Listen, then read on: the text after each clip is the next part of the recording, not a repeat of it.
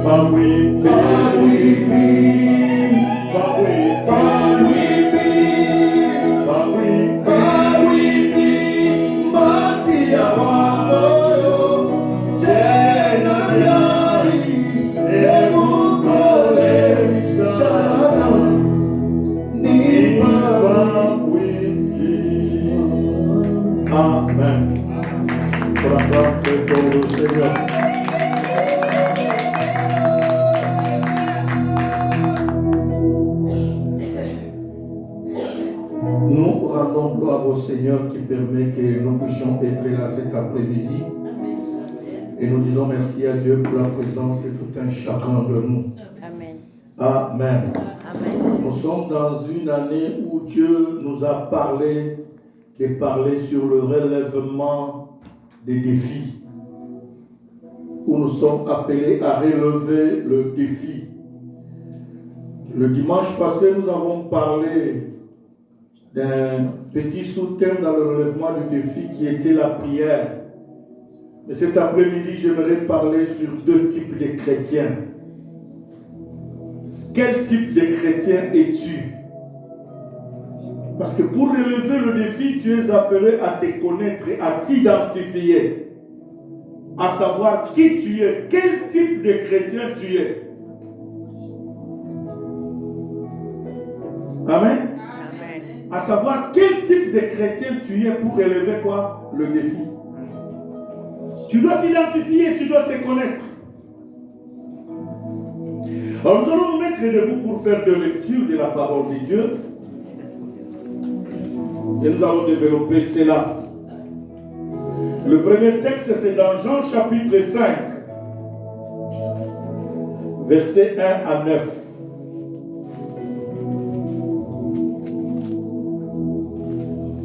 Je fais la lecture. Jean chapitre 5. Après cela, il y eut une fête des Juifs. Et Jésus monta à Jérusalem. Or, à Jérusalem, près de la porte des brebis, Il y a une piscine qui s'appelle en hébreu Bethesda et qui a 5 portiques. Sous ces portiques étaient couchés un grand nombre de malades, des aveugles, des boiteux, des paralytiques qui attendaient le mouvement de l'eau. Car un ange descendait de temps en temps dans la piscine et agitait l'eau. Et celui qui descendait le premier après que l'eau avait été agitée était guéri, quelle que fût sa maladie. Là se trouvait un homme malade depuis 38 ans. Jésus l'ayant vu coucher, sachant qu'il était malade depuis longtemps, et lui dit: veux-tu être guéri? Le malade répondit: Seigneur, je n'ai personne pour me jeter dans la piscine quand l'eau est agitée, et pendant que j'y vais, un autre descend avant moi. Lève-toi, lui dit Jésus, prends ton lit et marche. Aussitôt, cet homme fut guéri. Il prit son lit et marcha. Parole du Seigneur. Amen. On prend le deuxième texte dans Marc, chapitre 10, le verset 48 à 52.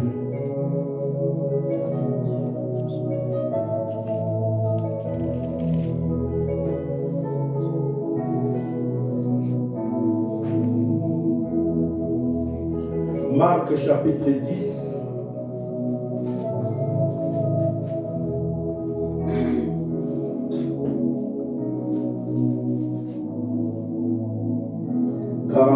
La Bible dit: plusieurs le reprenaient pour le faire taire, mais il cria beaucoup plus fort: Fils de David, aie pitié de moi.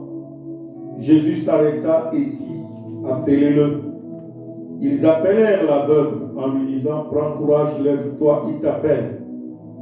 L'aveugle jeta plutôt son manteau et se leva d'un bond, vint vers Jésus. Jésus prenant la parole lui dit: que veux-tu que je te fasse? Rabboni, lui répondit l'aveugle, que je recouvre la vue. Et Jésus lui dit: va, ta foi t'a sauvé. Aussitôt il recouvra la vue et suivit Jésus dans le chemin. Parole du Seigneur. Amen. On acclame le Seigneur, veuillez vous asseoir.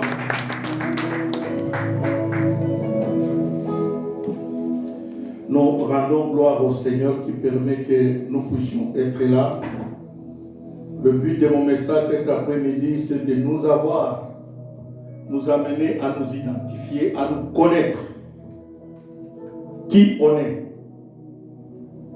Quel type de chrétien tu es.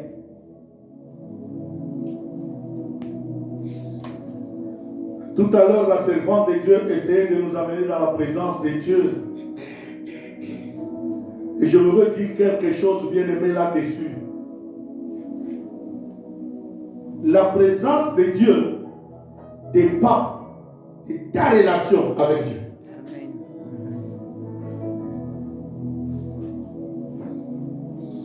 Tu peux être à l'église, mais ne pas être là. Tu peux être dans une salle pleine, mais ne pas être là. Et ça, c'est ce que nous vivons aujourd'hui avec l'église du 21e siècle. Il y a des gens qui viennent à l'église, comme j'ai l'habitude de le dire, pour que le pasteur ne le dérange pas. Parce que si je ne vais pas, le pasteur va m'appeler. Pourquoi je ne suis pas quoi? Venu. Bien-aimé, ta venue de l'église ne dépend pas du pasteur ou de qui que ce soit. Dépend de ta relation, de ton intimité avec Dieu. Pour qu'un culte soit un culte, c'est ton intimité qui compte. Alléluia. C'est la raison pour laquelle Jésus a dit: là où 2 ou 3 sont réunis à mon nom. Pour Jésus, ce n'est pas le nombre de gens, mais c'est la qualité des gens qui viennent chercher Dieu qui est très importante. Il y a des gens qui viennent à l'église, ils ne savent pas pourquoi ils viennent à l'église. Et ça, c'est une erreur. Nous venons à l'église pour rendre culte à Dieu, pour adorer le Seigneur. Et quand on va adorer le Seigneur, il y a même des principes d'adoration qui sont là. Quelqu'un qui a une intimité avec Dieu bien-aimé dans le Seigneur, même sa façon d'adorer change. Même sa façon de chanter change. Il ne regarde pas ni à gauche, ni à droite. Ce qui l'importe, c'est son intimité avec Dieu. C'est l'une des raisons. Beaucoup de gens bien-aimés ont vu Jésus, mais n'ont pas reçu la guérison. Lisez la Bible. Beaucoup de gens ont eu la grâce de rencontrer qui? Jésus qui faisait quoi? Les miracles. Mais n'ont pas reçu la guérison. Parce que dans leur tête, il y avait autre chose.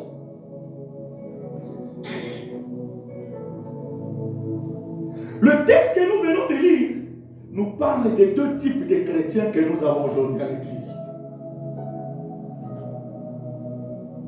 Le premier type de chrétiens, c'est des gens qui viennent à l'église.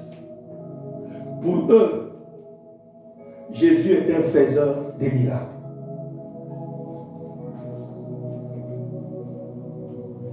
Ils ne cherchent que Dieu par intérêt. Quand ils sont dans le besoin, mais laisse-moi vous le dire. Dieu reste Dieu qui est miracle ou pas. Amen. Ça ne change pas. Alléluia. Amen. Et j'ai l'habitude même de le dire. Que tu viennes, que tu ne viennes pas, Dieu reste quoi? Dieu. Que tu pries, que tu ne pries pas, Dieu reste quoi? Dieu. Il est Dieu par lui-même. Amen. Il existe par lui-même. Et ça, ce qui est important, c'est que tu dois comprendre que ça ne va pas le changer. Amen. Il y a une variation. Amen. Alléluia. Ça ne va pas le changer. Il y a des gens qui... J'ai toujours donné ce témoignage, je l'ai aimé parce qu'il y a des gens qui ont des pensées, je ne sais pas où est-ce qu'ils ont. Est-ce que pouvons-nous dire le diable? Deux fois oui, mais des fois non. Parce que l'un de mes pasteurs nous disait toujours, vous qui disiez toujours c'est le diable, préparez-vous parce que ce jour-là, même devant Dieu, le diable va quoi? Se défendre. Parce que même devant Job, le diable s'est défendu, non? Quand Dieu a posé la question au diable, d'où viens-tu? Il dit, je viens de quoi? De parcourir la terre. Et Dieu lui a posé, as-tu vu mon serviteur qui? Job. Et il a répondu, c'est parce que tu fais quoi? Le diable a commencé aussi à se défendre. Lui, il se défendra aussi pourquoi?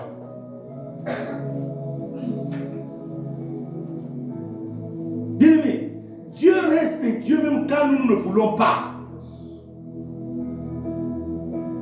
Et c'est l'une des raisons qui ne doit pas nous enorgueillir. Nous devons rester humbles et continuer à le chercher. D'ailleurs, laisse-moi nous le dire, bien-aimé. Dieu n'a pas besoin de nous. Amen. C'est nous qui avons besoin de lui. Alléluia, amen. On a besoin de lui tous les jours. Lui n'a jamais été dans des problèmes. Lui n'a besoin de quoi que... C'est toi et moi qui avons des problèmes et qui avons besoin de son secours. Mais si maintenant, nous ne comprenons pas que lui là n'a jamais tombé affamé, donc c'est moi qui ai besoin de lui, donc cela va couper notre orgueil. Amen. Et notre aveuglement. Amen. Il va nous amener à être humble, à commencer à chercher quoi? Sa face et sa présence. Amen. Regardez le premier texte que nous avons lu. La Bible dit qu'il y avait à Jérusalem une piscine qu'on appelait Bethesda. Et cette piscine-là, les gens se jetaient là-bas tout le jour. À chaque fois, l'ange descendait pour recevoir la miracle. Les gens attendaient l'agitation de l'eau par l'ange. Et ça, c'est la catégorie des premiers types de personnes, des chrétiens que nous avons dans l'église. Pour eux, Jésus est resté quoi? Un faiseur des miracles. Et ils ont même la formule des miracles dans leur tête. C'est comme ça que la Bible dit que Jésus est apparu à cette piscine. Il a trouvé un monsieur qui avait fait, on donne seulement l'âge de sa maladie. On ne donne pas l'âge du monsieur. On dit qu'il a fait 38 ans de maladie. Et c'est là que je comprends son blocage. Alléluia. C'est là que je comprends son blocage. Il a fait combien? 38 ans. Et la Bible déclare, Jésus arrive, il pose la question au monsieur. Veux-tu être quoi? Guéri. Mais ce qui est drôle, c'est quoi? Le monsieur dit non. Mon problème ici, là, je n'ai personne qui peut m'aider à me jeter quoi? Dans l'âge des sang pour guérir. Parce que pour lui, il est resté avec ça que Jésus, c'est un faiseur de quoi? Dieu, c'est un faiseur de quoi? Des miracles. Il a même la formule dans sa tête. Bien aimé, Dieu n'a pas de formule. Il est multisystème. Alléluia. Dites Amen le plus fort. Amen. Il est quoi? Multisystème. Il agit comme il veut, comme il entend, quand il veut, quand. Tout dépend de lui, pas de toi. Amen. Yes. Yes. Et c'est ce qui bloque beaucoup de chrétiens aujourd'hui, bien-aimés. Jésus dit, veux-tu être guéri? L'homme dit, je n'ai personne. Écoutez-moi, quand vous continuez, vous allez voir que Jésus a coupé pour la conversation. Il a guéri ce monsieur par pitié. Dites Amen. Amen. Par quoi? Par pitié. Non, non. Si je continue avec ce monsieur-là, c'est une perte de quoi? C'est pour lui, là, il ne comprend plus rien. Il a eu seulement pitié du monsieur. Prends ton lit et vois. Ça, c'est le malheur que nous avons vécu. Pourquoi? Parce que même Dieu est loin de lui. Comme Dieu est loin de lui, il ne sait pas comprendre comment Dieu agit. Comment Dieu opère. Comment Dieu se manifeste.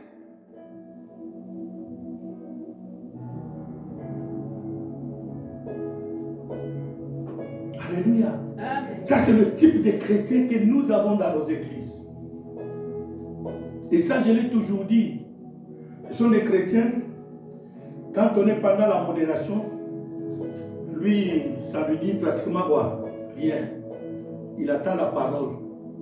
C'est quand le prédicateur va dire que je sens la présence de Dieu, il dit, ah, Dieu maintenant vient d'arriver. Or, la Bible dit, là où 2 ou 3 sont réunis, moi Dieu, même si le prédicateur n'est pas là, mais Dieu est là. Amen. Tu es venu chercher le prédicateur ou tu es venu chercher Dieu? Amen. Alléluia. Amen. C'est ça le malheur. Le culte, ce n'est pas en fonction de celui qui prêche, c'est en fonction de ton intimité avec Dieu. Amen. Ta relation personnelle. Amen. Vous savez, quelqu'un, j'ai aimé beaucoup quand je méditais la parole de Dieu. Saül a perdu les brebis de son père. Et il est parti à la recherche de ses brebis. Il a dit, ils ont cherché toute la nuit, toute la journée, ils n'ont pas trouvé. Découragé, il a dit, non, non, retournons. Parce que mon père risque maintenant de perdre confiance. Le fait de perdre quoi? Les brebis, encore de me perdre moi. Il est dans les pleurs, mais retournons pour qu'il ne soit pas encore dans doublement quoi? Affecté. Et l'un des collaborateurs, des serviteurs de Saül, dit à Saül, dans la ville ici, j'apprends qu'il y a un voyant, un prophète est là. On les appelait des voyants. Mais ce que j'ai aimé, c'est quoi? Regarde le comportement de quelqu'un qui connaît Dieu, qui a une intimité avec qui? Avec Dieu. Il a compris, il a dit non, non, non, non, je ne peux pas aller voir Dieu, mais vide. Il dit à son collaborateur, je ne peux pas aller voir l'homme de Dieu. Le représentant de Dieu, allez voir, en d'autres termes, allez voir Dieu. Mais vide, non. C'est interdit. Amen. Je ne peux pas aller. Pourquoi? Parce que c'est inné en lui. Quelqu'un qui a une intimité avec Dieu, qui fait un culte à Dieu, il connaît même les principes, comment approcher qui? Dieu. Il connaît les principes. Il sait que je ne peux pas aller à la maison de Dieu comme ça. Il connaît même comment s'approcher de Dieu. Il dit, je ne peux pas aller. C'est comme ça, l'un des collaborateurs lui dit, non, je sais, c'est vrai. On ne peut pas aller voir l'homme de Dieu, mais vite. Mais moi, j'ai quelque chose. J'ai une offrande à apporter à Dieu.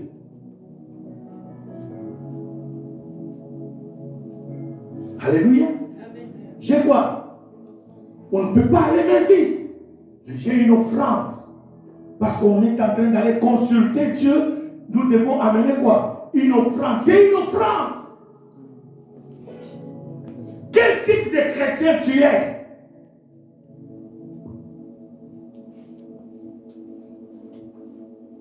Es-tu comme celui des gens? Ou bien es-tu comme... Parce que celui des gens ne connaissait même pas ce qu'il cherchait. Parce que Jésus lui a posé la question, veux-tu être quoi? Lui commence à accuser les gens.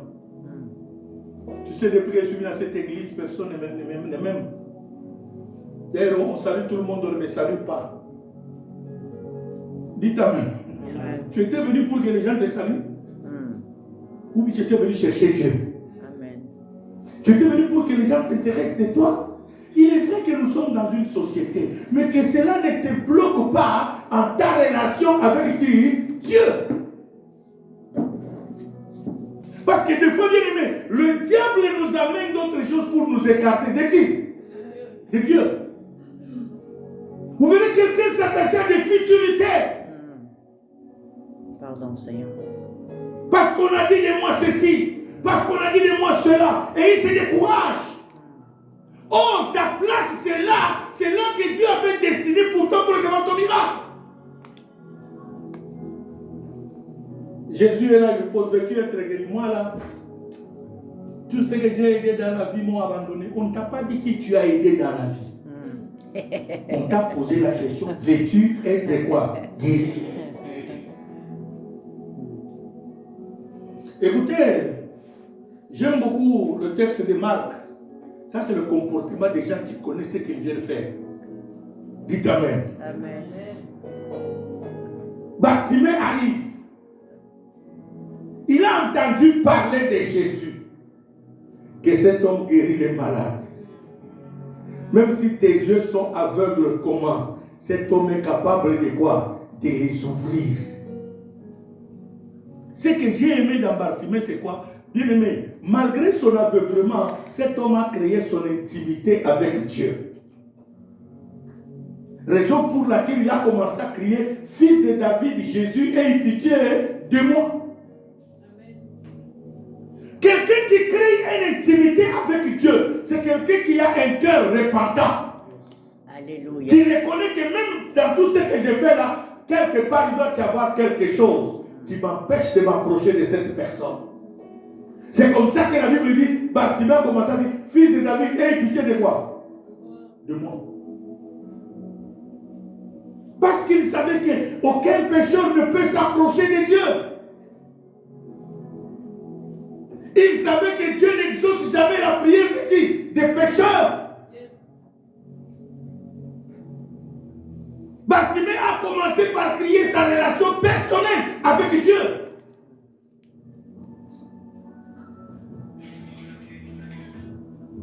Pour arriver à reconnaître son honneur.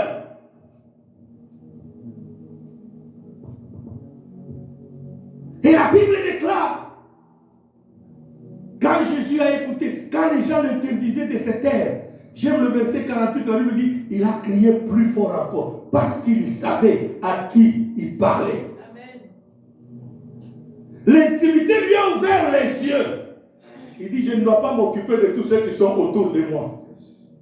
Alléluia. Amen. Les gens lui disaient, tais-toi, il ne t'entend pas. Il dit, désolé monsieur, comment toi tu vas entendre? Si j'écris plus fort, il va voir. Bartimée a fait fi à tous ceux qui étaient autour de lui. Amen. Ton intimité te pousse aussi quelque part à faire quoi? Fi à ton orgueil personnel. À ton ennemi personnel. Bien aimé, tu as des défis à relever dans ta vie. Tu as des défis. La vie de l'homme est faite de défis. Personne ne va les relever si ce n'est que toi. Amen. Alléluia. Amen. Nous pouvons avoir le même combat, mais nous n'avons pas le même issue de sortie. Amen. Nous pouvons avoir les mêmes problèmes, la même maladie, mais la façon d'être guéri est quoi? Différente. Lisez la Bible. Il y a eu pas mal d'aveugles, mais ce n'est pas tout le monde que Jésus a guéri de la même façon. Pas mal de paralytiques, ce n'est pas tout le monde que Jésus a fait marcher de la même façon. Alléluia. Jésus a dit à Bartimée, amène-le-moi. La Bible dit, hein, les mêmes gens qui décourageaient Bartimée, c'est les mêmes personnes qui ont changé quoi? De langage. Alléluia, yes. Yes. Ton intimité va pousser ton entourage à changer quoi? De langage. Amen. Pendant qu'ils te découragent que là où tu pries, Dieu n'est pas là, ils finiront par te dire Dieu est là. Amen. Pendant qu'ils te disent que rien ne va se passer dans ta vie, ton problème est catastrophique, ils finiront par changer que non, Dieu m'avait parlé aussi qu'il va agir dans ta vie. Amen. Là, ils deviendront des prophètes. Amen. Alléluia. Yes. Amen. Les mêmes gens qui décourageaient Bartimée, c'était les mêmes qui sont venus lui dire prends courage, mets-toi debout, il t'appelle. Oh, c'est les mêmes qui le décourageaient. Voilà pourquoi je parle de quel type de chrétien tu es. Es-tu celui qu'on peut décourager facilement? Ou es-tu celui qui prend courage, qui sait que là où je vais à la rencontre de mon Dieu, pas d'un individu. Amen. Comme je vais à la rencontre de Dieu, je sais que ce Dieu-là finira par exaucer un jour ma prière. Peut-être c'est aujourd'hui. Amen. Alléluia. Alléluia. Amen. C'est ce qui s'est passé. Bartimée, comme il venait avec cette détermination. Et ce qui est drôle, c'est quoi? Quand Jésus l'a dit, amène-le-moi. Quand on lui a dit, mets-toi debout, il t'appelle.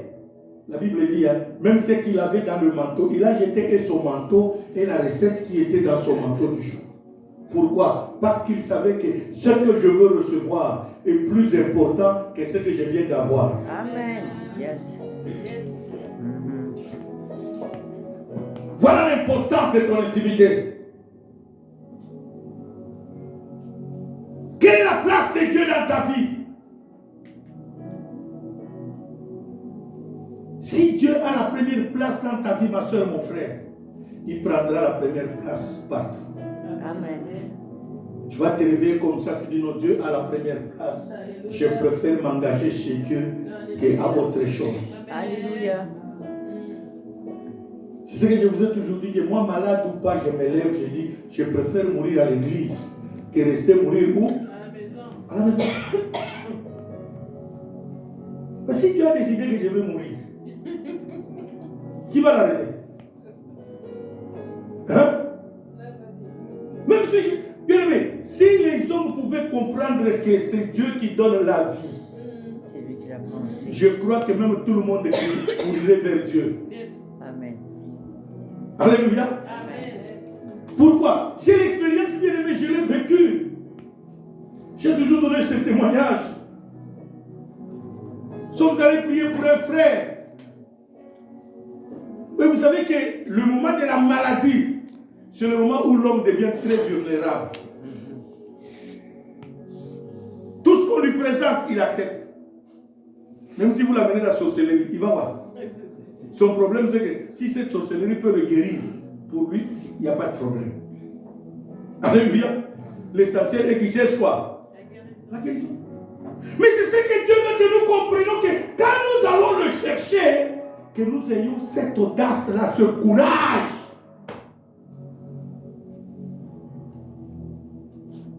Bartimée, quand on lui a dit, mets-toi debout, Jésus t'appelle. La Bible dit, même le manteau qu'il avait et la recette même du jour qu'il avait, il a jeté. Pourquoi? Parce qu'il a compris que ce qu'il va recevoir. Il dit, j'ai un défi aujourd'hui. C'est apprendre ou quoi? Il s'est mis debout.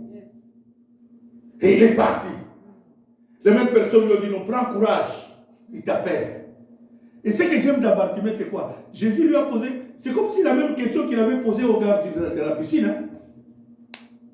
Mais différemment. Celui-ci l'a posé, veux-tu être quoi? Mais Bartimée pose la question, que veux-tu que je te fasse?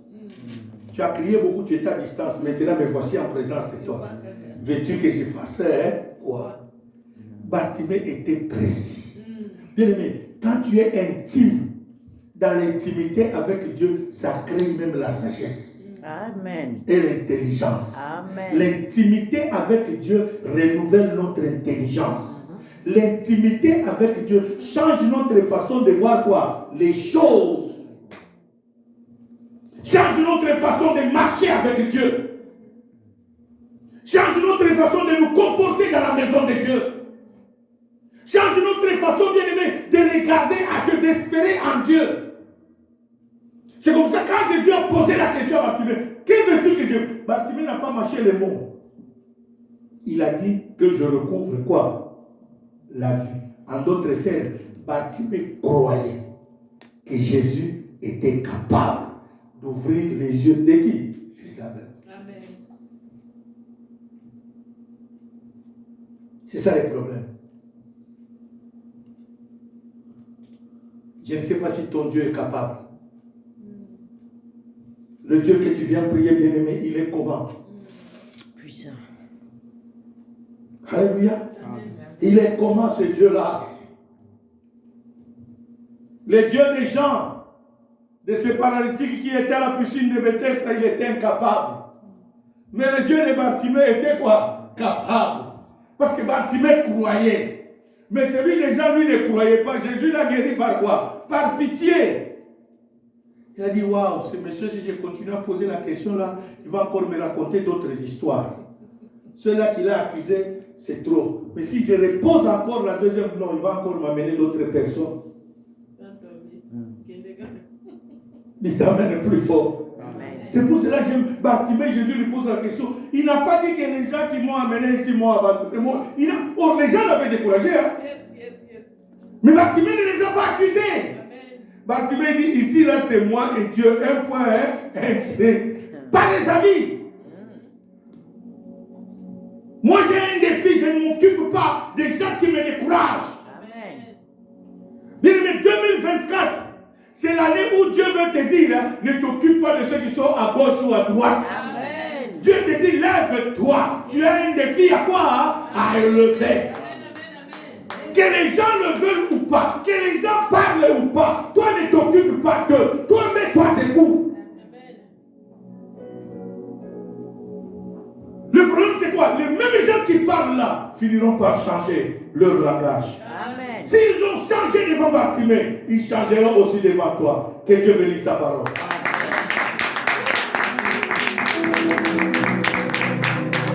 Mets-toi debout là où tu es.